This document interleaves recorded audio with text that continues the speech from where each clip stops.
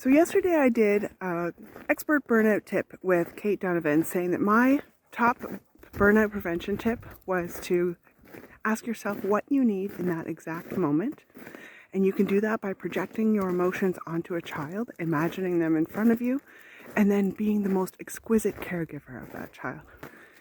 So today I had to practice that myself, and I wanted to share that with you so you get a better idea of what exactly I mean when I talk about that. So I got a phone call today that my husband was at the doctor and he needed to have some more tests so they could figure out what was going on.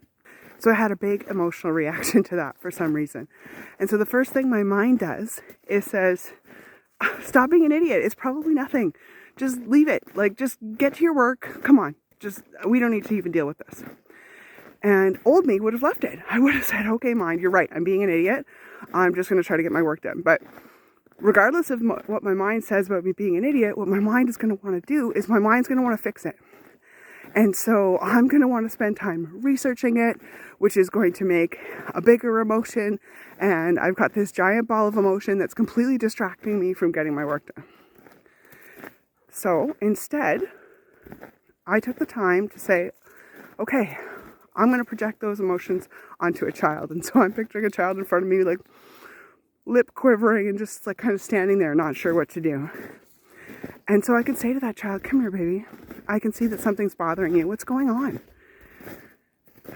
And I can enfold that child in my arms, and that child can just cry in my lap, and I can cry with the child.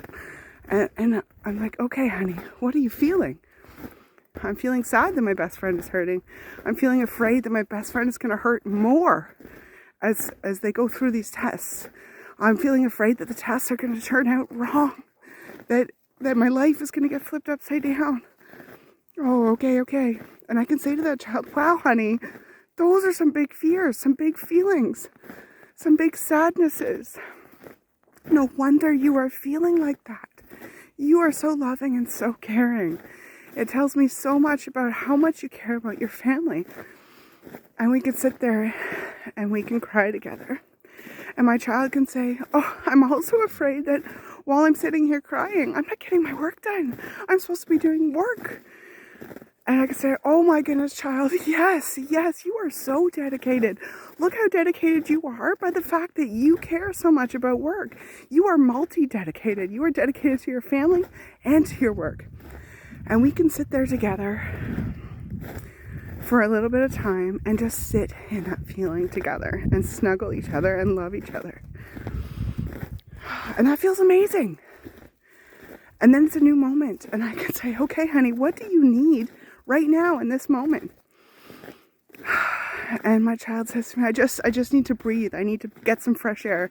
And so I said, okay, hun, okay. And so I went outside and refilled my bird feeders in my backyard. And came back in and I was feeling pretty centered. And all of that took less than 10 minutes. 10 minutes and I'm back to centered.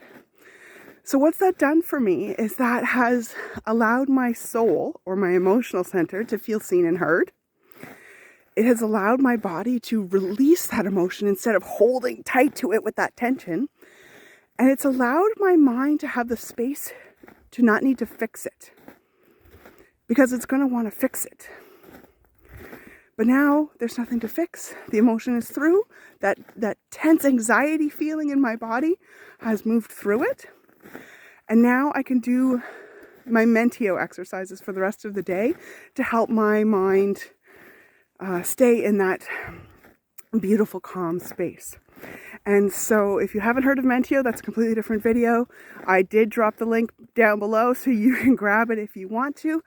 But it's basically physio for your mind. So short little exercises to keep my mind on track and calm and happy and centered.